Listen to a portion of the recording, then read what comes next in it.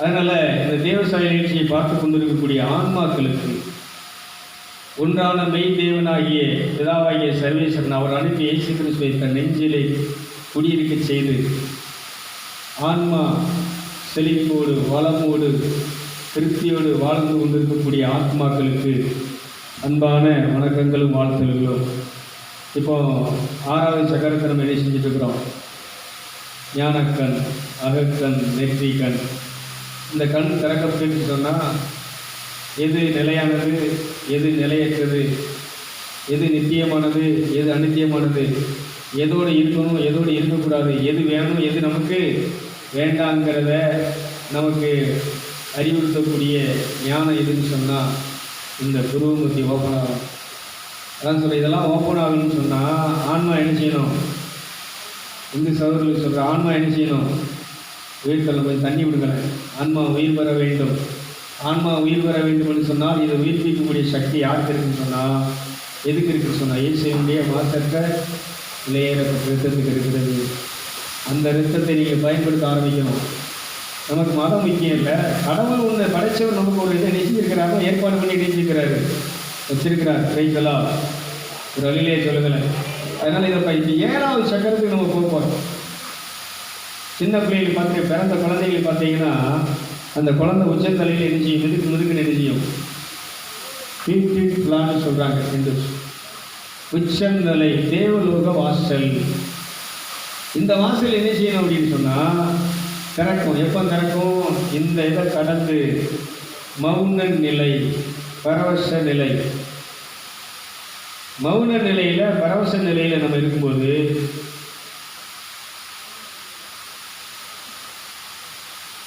இந்த மௌன நிலை, பரவச நிலையில் ஒரு மனுஷன் போயிட்டான்னா யானைக்குரிய பலன். ஒரு யானை அவங்க வீட்டுக்கு வந்துச்சுன்னா என்ன ஆகும்? எல்லாத்தையும் நொறுக்கிட்டும். கூரையெல்லாம் பிச்சு, செவரெல்லாம் இடித்து மிதிச்சு. இந்த யானை இந்த பார்த்துருப்பீங்க, இந்த வண்டியில் போயிட்டு இருப்பாங்க. யானை ரோட்டில் வந்து எரிச்சியும் அந்த வண்டியை துப்பி கைட்டு எரிச்சியும் மேலே இருக்கக்கூடிய சரக்கு கீழே இழுத்து போட்டு லாரி பாடியை இழுத்து உடைச்சி அந்த காரை கண்ணாடியை உடைச்சி காரை உருட்டி கீழே தள்ளி நொறுக்கி எரிச்சின்னு சொன்னால் அது வேலையை பண்ணும். இதே மாதிரி இந்த பரவச நிலைங்கிறது யானைக்குரிய பலம். இதை மகாபாரதத்தில் பீமன் என்ன செய்வார்னா தண்ணிக்குள்ளே போய் தியானம் பண்ணிட்டு இருப்பார். நாகலோகத்தில் அங்கே நாகக்கண்ணி தான் அங்கே இருப்பார். அந்த தண்ணிக்குள்ளே அந்த இதுக்குள்ளே போய் அவர் தியானம் பண்ணிட்டு இருக்கும்போது அவன் வெளியில் வரும்போது எப்படி வருவான்னு சொன்னால் 70 யானை பலத்தோடு வந்தான்னு மகாபாரதம் சொல்லுவேன். எத்தனை பலம்? 70 யானைக்குரிய பலன் எதில் இருக்குதுன்னு சொன்னால் இந்த மௌனமாக கண்ணை மூடி இவன் பண்ணுகிற அந்த தியானத்தில் இருக்கிறது, தவத்தில் இருக்கிறது. இதைத்தான் பைபிள் சொல்லுகிறது. தவம் செய்கிற மனம் திரும்புதலுக்கு பேர் என்று சொன்னால் தவம் செய்தல். நீ சீக்கிரத்திலே தவம் செய்து நீ நினைச்சி உன்னுடைய வாழ்க்கையை நினைச்சிக்கோ, மாற்றிக்கோ. அதனால இந்த பரவச நிலைங்கிறது தான் தியான நிலை. நீ தியானம்னா நீ பெந்தைகள்காரங்களாம் நினைச்சவங்க ஒரு என்ன தியானத்தை பற்றி பேசுகிறாரு, நமக்கு பிரேயர் தானே, ஒர்ஷிப் தானே, ஆராதனை தானே அப்படி பேசிகிட்டு இருக்கிறாங்க. இதெல்லாம் பேசிக்கப்பா. இதெல்லாம் யூகேஜி பாடம். எல்கேஜி யூகேஜி நீ என்ன செஞ்சுட்டு இருக்கிற? சபையில் என்ன செஞ்சுட்டு இருக்கிற? நடத்திட்டு இருக்கிற. அதனால் சபைக்கு போகிற பெந்தைகாஸ்து சபைக்கு போகிற விசுவாசிகளுக்கு சொல்கிறேன், எல்கேஜியில் யூகேஜியில் இருக்கிறீங்க. நீங்கள் எப்படி தேவலோகத்தில் போக முடியும்? இந்த உடலை விட்டு பிரிஞ்ச உன் ஆன்மா எப்படி பரலோகத்தில் போக முடியும்? அதுக்குரிய நீ கரெக்டாக போனோன்னா அதுக்குரிய நீ என்ன செய்யணும்? பாடங்களை கல்வி என்ன செய்யணும்? அதுக்குரிய பிரயாசத்தை, கஷ்டத்தை, அதுக்குரிய இலப்பணி என்ன செய்யணும்? கரெக்டாக படிக்கணும். எவ்வளோ ரூபா கொடுக்க வேண்டியிருக்கு, எவ்வளோ ரூபா செலவழிக்க வேண்டியிருக்கு, எப்படி ராத்திரி பகலாக உட்காந்து என்ன செய்யணும்? அன்றைக்கி ட்ரெயினில் பார்க்குறேன், இந்த ராணி தங்கச்சி இது 25வது ஜூபிக்கு போயிட்டு வரும்போது கோயம்புத்தூர்லேருந்து ட்ரெயினில் வந்து என்ன செய்கிறேன், கோயம்பேட்டு வரேன். ஒரு பிள்ளை நைட்டில் 12 மணிக்கு என்ன செஞ்சுட்டு இருக்கிறான்னா அந்த இதை படிச்சுட்டு இருக்கிறான். எதுக்கு படிக்கிறான்னு கலெக்டர் படிக்கிறான். கலெக்டர் படிக்கிறா எத்தனை மணிக்கு? 12 மணிக்கு புஸ்தகம் அந்த பாடத்தை நினைச்சிருக்கிறா. அதை ஒன்றா புரட்டி உட்காந்து நினைச்சிருக்கிறா. யோசித்து பார்க்குறேன், உலக வேலைக்காக ஒரு கலெக்டர் வேலைக்கு எந்த அளவு விளக்கரையை செலுத்துகிறா, தூக்கத்தை இது பண்ணி என்ன செஞ்சுட்டு இருக்கிறா. ட்ரெயினில் ட்ராவல் பண்ணும்போது கூட என்ன செஞ்சுட்டு இருக்கிறா. அப்படின்னா நீ எந்த அளவுக்கு தியானம் பண்ணணும், எந்த அளவுக்கு தவம் பண்ணணும், எந்த அளவுக்கு நீ தொழுகை பண்ணணும், எந்த அளவுக்கு நீ இந்த உலகத்தை மறந்து எல்லாத்தையும் மறந்து நீ என்ன செய்யணும், தெய்வீக நிலைக்கு போகணும். நீ படிக்கிற இந்த நிகழ்ச்சியில் படிக்கிற பிள்ளைகள் சொல்கிறேன், பையன்களுக்கு சொல்கிறேன், நீ படிக்கிறதுக்கு எதுக்கு போகிற, ஸ்கூலுக்கு எதுக்கு போகிற, காலேஜுக்கு எதுக்கு போகிற, நல்லா படித்து பாஸ் பண்ணி வெற்றியாகி எங்கே போகணும், ஒரு உயர்ந்த வேலைக்கு, ஒரு ஜாபுக்கு என்ன செய்யணும், ஒரு இன்ஜினியராகவோ கலெக்டராகவோ இல்லை நீ வேறு ஒரு பெரிய துறையில் என்ன செய்யணும், வேலை பார்க்கணுங்கிறது தான் நீ படிக்க போகிற. அங்கே உனக்கு என்ன காதல், அங்கே உனக்கு என்ன மற்ற உலக பிரகாரமான உனக்கு அந்த மெசேஜ் அனுப்புறது, இதெல்லாம் என்னன்னு சொன்னால் உன் லட்சியத்தை நீ இழந்துருவ. அன்பு என்பது, காதல் என்பது இது அல்ல. ஒரு மனிதன் தன்னுடைய லட்சியத்தை அடைகிறதற்கு அவனுக்கு உதவியாக இருப்பது, அவனுக்கு ஹெல்ப் பண்ணுவது. ஒரு அழிலே சொல்லுங்களேன், இல்லை சத்தமாக சொல்லுங்களேன். அதனால் இந்த நிகழ்ச்சியை பார்க்குற வாலிப தம்பி தங்கச்சின்னு சொல்கிறேன், காலேஜுக்கு நீ போகிறேன்னு சொன்னால், நீ ஸ்கூலுக்கு போகிறேன்னு சொன்னால், நீ எதுக்கு போகிற சொன்ன, நல்லா படித்து பாஸ் பண்ணி வெற்றி அடைந்து எங்கே போகணும், உன் லட்சியத்தை நீ என்ன செய்யணும், அடையணும். இதுக்கு பேர் தான் என்னன்னு சொன்னால், இதுக்கு ஒருத்தன் யார் உதவியாக இருக்கிறானோ, இதுக்கு உனக்கு துணையாக யார் இருக்கிறானோ, இதில் உன்னை யார் உன்னை வழிவடிச்சு கொண்டு இருக்கிறானோ, இதுக்கு பேர் அன்பு. இதை தடை பண்ணிட்டு வா, 2 பேரும் அங்கே போய் பேசிகிட்டு இருப்போம், இல்லை எங்கே இருக்க, எங்கே இருக்க பேசி, ஃபோன் போட்டால் ஏன் எடுக்கலை, சண்டை போட்டு மல்லுக்கு பார்க்கல. பஸ்ஸில் பூரா இதே மல்லு தான் நடக்குது. ஒவ்வொரு மரத்தடியிலும் பாருங்கள் இதே சண்டை தான் நடக்குது. நீங்கள் ஒரு பொண்ணு என்ன செய்வானா, வண்டியை விட்டுட்டு போவா, வரும்போதே அங்கே பஸ்ஸை விட்டு இறங்கின உடனே ஃபோன்லேயே சண்டை போட்டு அழுதுட்டு வருவா. இதெல்லாம் காதல். இப்படி பண்ணுவேன்னு நான் நினைச்சல, நினச்சே பார்க்கல. நீ துரோகி, ஏமாற்றி, என்னை துரோகம் பண்ணிட்டு ஏமாற்றிட்டு அழுதுகிட்டே அப்படி வருவா. ஆனால் தாய் தான் எங்கள் மகன் கேட்டுட்டு வரா, காலேஜுக்கு விடுவான். வண்டியை விட்ட உடனே நினைச்சுவானா, தண்ணிப்பாட்டில் எடுத்து மூத்த கழுவுவான். வீட்டில் இருந்தால் வாரா, இங்கனிக்கில் 3 கிலோமீட்டர் தான், அங்கேருந்து வந்து குளிச்சுட்டு பின்மாற்றி வந்தான், அங்கனிக்கில் வந்து மூத்த கழுவுவான். அங்கனிக்கில் கண்ணாடியை பார்த்துட்டு நினைச்சிட்டு இருப்பா, அப்படியே பாடலை போட்டு நினைச்சிட்டு இருப்பா. அடுத்து முடித்த உடனே செல் ஆன் பண்ணி பேசிட்டு அங்கே வரைக்கும் பேசிக்கிட்டே போவான். நான் ஏன் இதை சொல்கிறேன் அப்படின்னு சொன்னால், இவன் எப்படிங்க பாஸ் பண்ணுவான், இவன் எப்படி இவன் லட்சியத்தை அடைய முடியும் சொல்லுங்க. ஒரு பொண்ணு இப்படி தான் சிவப்பு பொண்ணு நினைச்சுவாங்க தான், ஃபோனை நினைச்சுவா, வீட்டுக்கு ஃபோன் பண்ணி என்கிட்ட தான் ஃபோனை வாங்கி நினைச்சுவா. அவங்க அப்பனுக்கு ஃபோன் போட்டு ஃபோன் பண்ணி வர சொல்லுவா, இது பண்ணுவான். அப்பாவுக்கு ஃபோன் பண்ணிட்டு டக்குன்னு இங்கிட்ட வந்துட்டு நினைச்சுவான்னா, ஒரு பையனுக்கு ஃபோன் பண்ணி நினைச்சிட்டு இருப்பான். டக்குன்னு நம்பரை டெலிட் பண்ணிடுவான். பார்த்துருக்கியா? பெயிலுங்க. இந்த அரவிந்த் ஆஸ்பத்திரிங்க இந்த மரியம்மா மகளை என்ன செஞ்சேன்னா, அந்த இதுக்கு அங்கே நெர்ஸு இது பண்ணுறதுக்கு என்ன செஞ்சேன்னா, படிக்கிறது கூட்டு அவங்க வந்துருந்தாங்க. அந்த கேள்வி இன்டர்வியூவில் அட்டன் பண்ணால் அவளை எடுக்கலை. அவங்க தாத்தா சொன்னார், நம்ம ஊர் டாக்டர் சிவகுளம், நம்ம பிள்ளையை நெஞ்சிடுவார். அந்த பிள்ளையை டாக்டர் அவ்வளோதான், பிள்ளை போய் நெஞ்சிட்ருக்கு, இங்கே அலையுது, இங்கே ஊருக்கும் சங்கரவெளிக்கு நெஞ்சிட்ருக்கு. நான் ஏன் சொல்கிறேன்னா, உன் வாழ்க்கையில் நீ படிக்கும்போது லட்சியம் அடையன்னு சொன்னால், உன்னுடைய கவனம் எதில் இருக்கும் அதுதான் இருக்கும். உயிரை கொடுத்தினாலும் சரி, கஷ்டப்பட்டு நான் படித்து என் லட்சியத்தை அடைஞ்சாகணும். என்னை வீட்டில் எதிர்க்கிறாங்க, எதுக்கு படிக்க வைக்கிறாங்கன்னா, நான் வெற்றி அடைந்து ஒரு நல்ல வேலைக்கு என்ன செய்யணும். வேலைக்கும் போக முடியல, போய் அதுலையும் என்ன செய்ய முடியல, பாஸ் ஆக முடியல, மார்க் கம்மி, இது செய்யலை, இடம் கிடைக்கல. அதனால் நான் என்ன சொல்கிறேன்னா, அன்புங்கிறது அதான் சொன்னேன், ஒரு பையனை அன்பு செய்யலாம், ஒரு பையன் ஒன்று அன்பு செய்யலாம். அந்த அன்பு என்ன செய்ய, கீழ்த்தரமானதாக தரங்கட்டதாக என்ன செய்யக்கூடாது. இந்த 3 சக்கரத்தில் இருக்கக்கூடாது, 3 இந்த பேசிக் வழியில் இருக்கக்கூடாது. காதலுங்கிறது காமத்தை, உன்னுடைய ஆசை இச்சைகளை நிறைவேற்ற ஒரு இடம் அல்ல. அன்பு என்பது புனிதமானது, அன்பு என்பது தெய்வீகமானது, அன்பு என்பது தன்னுடைய கற்பை பாதுகாக்கக்கூடியது, தன்னுடைய வாழ்வாதாரத்தை பேணி பாதுகாத்து ஒன்றான மெய் தேவனாகிய நம்மை படைத்த தெய்வத்தின் மேல் கண்ணை பதிய வைத்து, அவன் என்ன லட்சியத்திற்காக என்ன நோக்கத்துக்காக நம்மளை படைச்சிருக்கிறானோ அந்த லட்சியத்து நோக்கத்திற்காக அந்த உலகத்தில் வாழ்கிற ஒரு வாழ்க்கைக்கு பேர் தான் அது என்ன வாழ்க்கைனா மனித வாழ்க்கை. கைதிகளை பார்ப்போம். இது இல்லைன்னா மிருக வாழ்க்கை. மிருகத்திட்ட கூட ஒழுக்கம் இருக்கு, கட்டுப்பாடு இருக்கு. ஆனால் மனுஷன்கிட்ட என்ன இல்லை. அதனால இந்த சக்கரம், 7வது சக்கரம் என்னன்னு சொன்னா, இந்த உலகத்தினுடைய மாயையிலிருந்து, கவர்ச்சியிலிருந்து முற்றிலும் விடுபட்டு மெய் மறந்த நிலையிலே, பரவச நிலையிலே, யானை பலம், அதான் சொல்றேன், பீமன் 70 யானை பலத்தை பெற்றிருக்கிறான்னா, இன்னைக்கு ஆவிக்குரிய பிள்ளைகளாகி நீங்களும் நானும் 70 லட்சம் யானை பலத்தை பெறக்கூடிய பலன் எதில் இருக்குன்னு சொன்னா, இந்த பரவச நிலையில் இருக்கு. நான் கேட்குறேன், பெத்திகா சபை ஆவிக்குரிய சபைன்னு சொல்கிறேன், எங்கே இந்த சபைக்கு வரக்கூடிய யாராவது ஒருத்தருக்கு இந்த பரவச நிலைன்னா என்னென்னு தெரியுமா? மயக்க நிலைன்னா என்னென்னு தெரியுமா? தெரியாது. ஆடுதாங்க, கூத்தாடுதாங்க. 1 மணி நேரத்தில் நீ என்ன செஞ்சுட்டு இருக்கிற? எத்தனையோ சடங்குகளை வச்சிருக்கிற. சங்கீதம் வாசித்தல், பிரேயரு, சாட்சி சொல்றது, காணிக்க வழிபாடு, இப்படி செய்தி,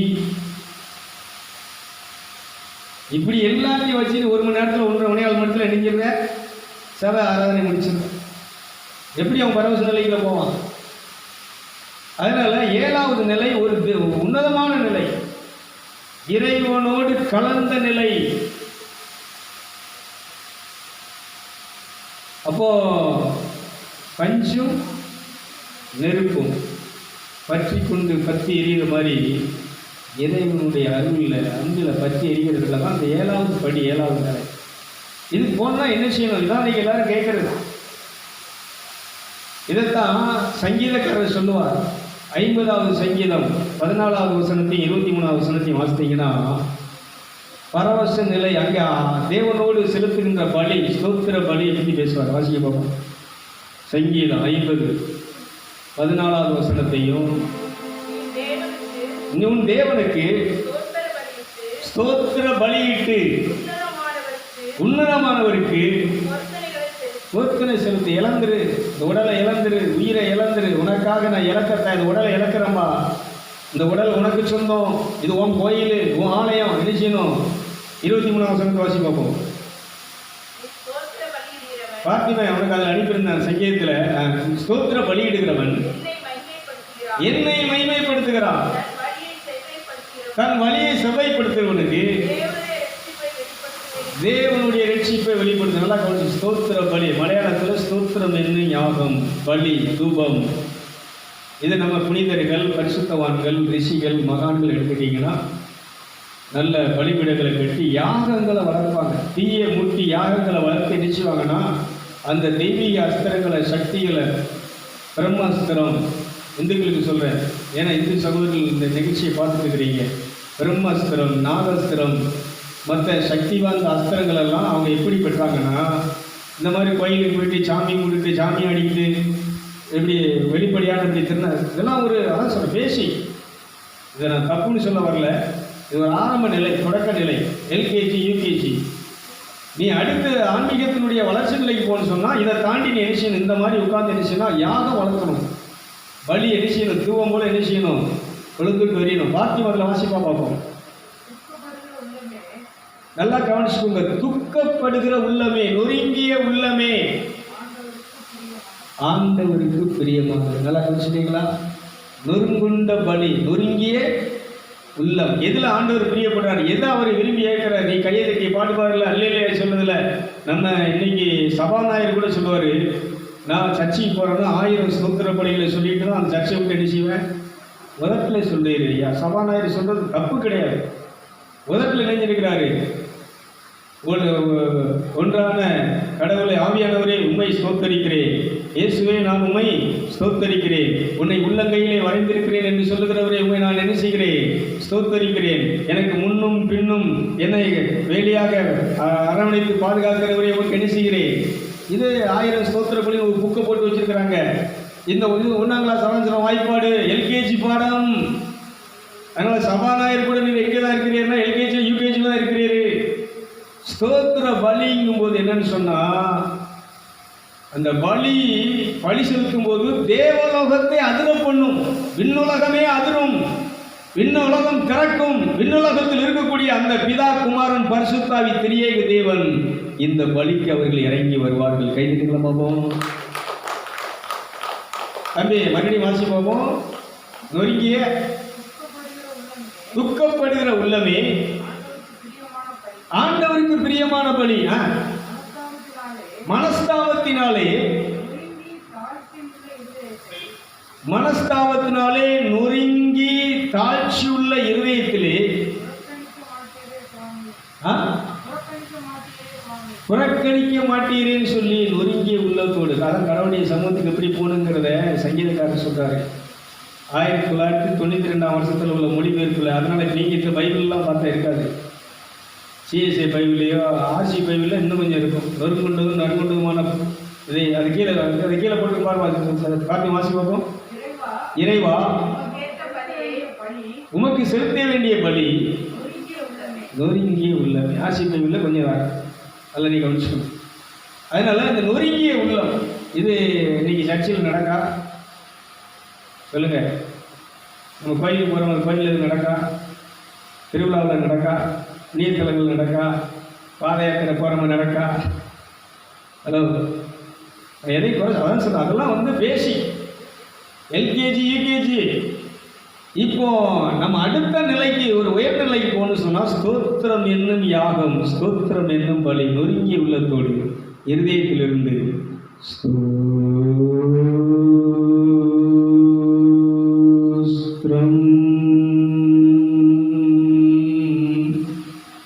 இதை ஒரு 1/4 மணி நேரம், ஒரு 1/2 மணி நேரம் ஒருத்தன் சொன்னான்னா மயங்கி கீழே செத்தவன மாதிரி விழுந்து கிடப்பான்.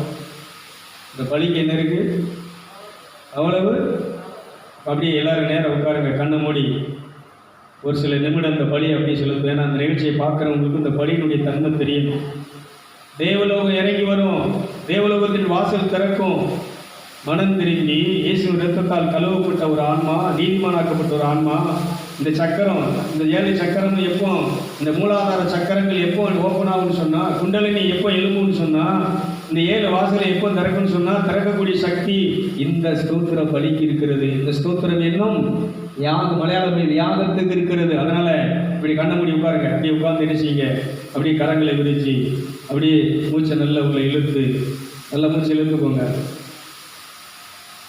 இப்போ ஆரம்பிப்போம்.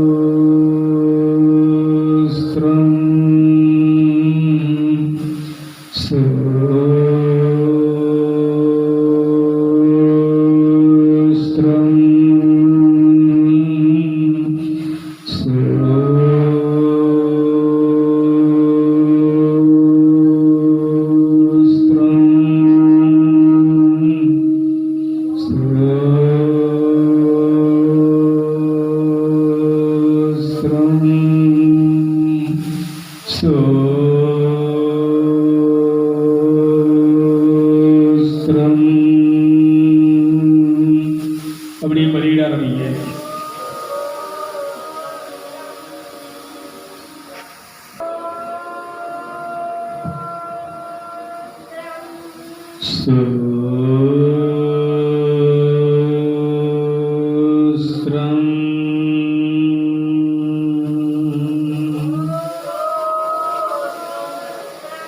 சரி, அமைதியா இது நீங்கள் அடுத்த வீட்டில் போய் பண்ணுங்க. இந்த மாதிரி அட்டாவுக்கு கூட என்ன செய்யலாம் சரியாயிடும். இந்த பலி செலுத்தும் போது நெருப்பு இந்த உடலில் இருக்கக்கூடிய எல்லா நுகங்களையும் எல்லா கட்டுகளையும் அறுத்து இதை பண்ணி பாருங்கள், எல்லாம் சரியாகும். அட்டாக்கும் போது காற்று செயல்படுத்த காற்று கூட என்ன செய்ய ஆரம்பிக்கும், செயல்படும். ஆனால் விண்ணுலகத்தை திறக்கக்கூடிய பவர்ஃபுல் பலி எதுன்னு சொன்னால் அந்த ஸ்தோத்திர பலி, ஸ்தோத்திரம் என்னும் யாகம்.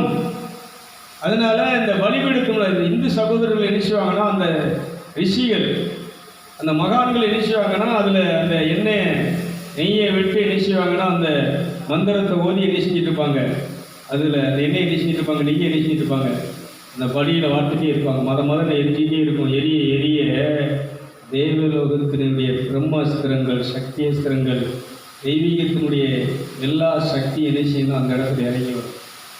அந்த இடத்துல தான் யார் வருவான்னு சொன்னால் அரக்க சக்திகள்.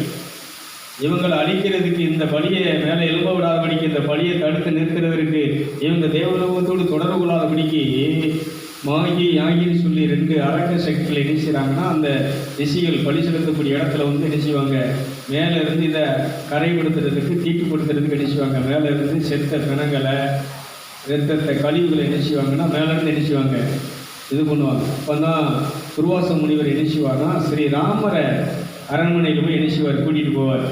நாங்கள் இந்த யாகத்தை பண்ண முடிக்காதபடிக்கு, யாகத்தை நிறைவேற்ற விடாதபடிக்கு என்ன செஞ்சுட்டு இந்த அரக்க சக்திகளை என்ன செஞ்சுட்டு பண்ணிகிட்டு இருக்கு. அதனால் நாங்கள் பணிகளை நிறைவேற்ற முடியலை, நீங்கள் வந்து எங்களுக்கு உதவி பண்ணணும் போது ஸ்ரீராமனோட லட்சுமணன் என்ன செய்வாங்கன்னா, அந்த தீய சக்திகளை தன்னுடைய பிரம்மஸ்திரத்தால், தெய்வீக அஸ்திரங்களால் அழிச்சு என்ன செய்வாங்கன்னா, அவ்வளோ வரையும் சிறைப்படுத்தி ஒன்றுமில்லாமாக்குவாங்க. இவங்க பலி நிறைவேறும். இந்த பலி நிறைவேறும் போது தான் இந்த பூமிக்கு நல்லது செய்யக்கூடிய தீய சக்திகளை அழித்து மக்களுக்கு ஒரு ஆசீர்வாதத்தை கொடுக்கக்கூடிய சக்தி அஸ்திரங்கள் அந்த பலியில் தான், அந்த பலிபடத்தில் தான் நிச்சயம் அவங்களுக்கு கிடைக்கும். பேசலாம். அதனால் இந்து சகோதரர்களுக்கு சொல்கிறேன், நமக்கு மதம் முக்கியம். இது இந்த கிறிஸ்தவங்க சொல்லக்கூடியதில்ல. அவங்க தானே தோத்திரம் அடையிறாங்க, தோத்திரம் சொல்லிக்கிட்டு அடையிறாங்க. இது ஸ்தோத்திரம் சொல்லல்ல. சேஷி சபையில் கூட ஸ்தோத்திரம் சொல்ல கடவும் அப்படின்னு சொல்லுவாங்க. இது ஸ்தோத்திரம் சொல்ல கடவு கிடையாது. இது ஸ்தோத்திரம் என்னது, பலி. ஸ்தோத்திர பலி நொறுங்கிய உள்ளத்தோடு இருதயத்திலிருந்து இந்த ஸ்தோத்திர பலி செலுத்தும் போது, அதான் சொல்கிறேன், தேவலோகத்தின் கதவுகளை திறக்கக்கூடிய சக்தி எதுக்கு இருக்குன்னு சொன்னால் இந்த ஸ்தோத்திர பலிக்கு இருக்குது. இது ஏற்கனவே ஒரு 2 வருஷத்துக்கு முன்னாடியே போட்டிருந்தேன். ஸ்தோத்திர பலி எடுக்கிறவன், ஸ்தோத்திரம் யாகம். இந்த செய்தியை லண்டனில் பார்த்தவங்க என்ன செஞ்சாங்கன்னா, இப்போ எடுத்து ஒரு மாதத்துக்கு முன்னாடி எடுத்து போட்டிருந்தாங்க.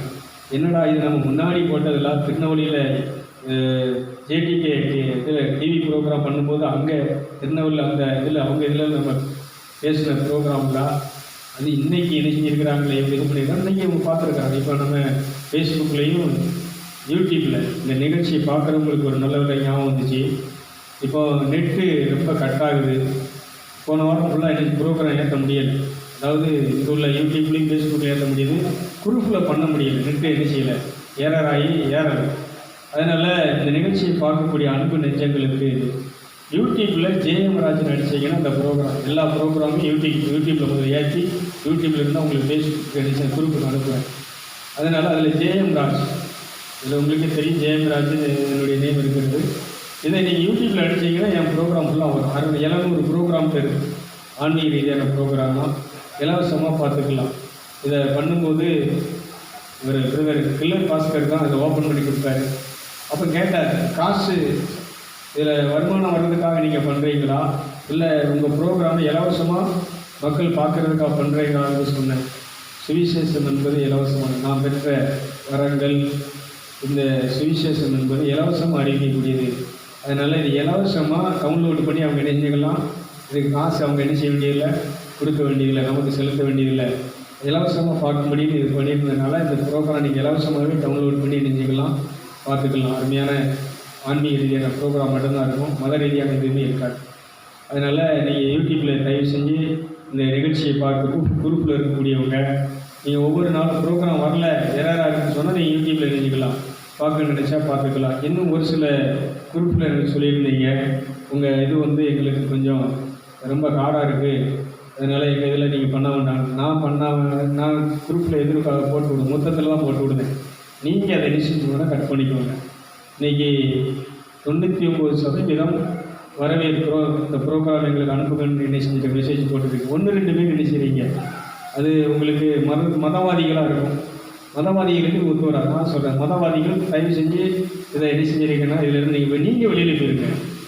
நான் வந்து என் கடமை சுவிசேஷம் அறிவிக்கிறது என் கடமை. ஏற்றுக்கிட்டாலும் சரி ஏற்றுக்காட்டாலும் சரி, வாய்ப்பு கிடைச்சாலும் சரி கிடைக்காட்டாலும் சரி, இந்த சுவிசேஷத்தை நீ என்ன செஞ்சிரு, அறிவித்து விடு. அறிவிக்கலைன்னா உனக்கு ஐயோ, அறிவித்து எனக்கு அது பிடிக்கல நான் பார்க்கலன்னு சொல்கிறாங்க, அது அவனுக்கு கேடு. அதனால் என்ன வந்து நீங்கள் என்ன செய்யுங்க, இது பண்ணுங்க அப்படின்னு சொல்கிறதுக்கு உங்களுக்கு ரைட்ஸ் கிடையாது. இது ஏன் வேலை. நற்செய்தி அறிவிப்பதும் நல்ல செயலை செய்வதும் இந்த பூமியில் இருக்கக்கூடிய எல்லா மனுஷனுடைய கடமைகளும் உரிமைகளுமாக இருக்கிறது. கைதிகளமாகவும் இதுக்கு நான் காசு கேட்டேன், இதுக்கு நீங்கள் காசு கொடுங்கன்னு சொல்லி நான் கேட்டிருந்தேன்னு சொன்னால் இது என்னது தப்பு. நீங்கள் காசு கேட்குறீங்க, நீங்கள் பணம் சம்பாதிக்கிறீங்க, வசூல் பண்ணுறீங்கன்னா அதை நான் ஒத்துக்கிறேன். அதை நான் என்ன செய்யணும், நிறுத்தியாகணும். ஆனால் நற்செய்தி அறிவிக்கிறது என் மேலே விழுந்த கடமை, இந்த உலகத்தில் இருக்கக்கூடிய எல்லா மனுஷன் மேலே விழுந்த கடமை. அதனால் நற்செய்தி அறிவிப்பதும் நல்ல செயலை செய்வதும் என் மேலே விழுந்த கடமை. என் கடமையை தான் நான் செஞ்சிட்ருக்கிறேன். யாரையும் நான் என்ன செய்யலை பாருங்கன்னு சொல்லுவேன். பிடிக்கலைன்னா மாற்றி போயிட்டே இரு. பிடிச்சவங்க அதை பிடிச்சவங்க பார்க்குறதோடு இருக்காது. இதை என்ன செய்யாதீங்க, பயன்படுத்த ஆரம்பிங்க.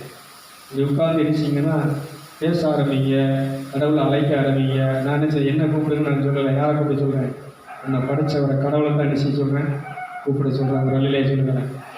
எல்லாம் சத்தமாக சொல்லுவாங்க, கொஞ்சம் சிரிச்ச முகத்தோடு. இப்போ எத்தனை பேருக்கு வழங்க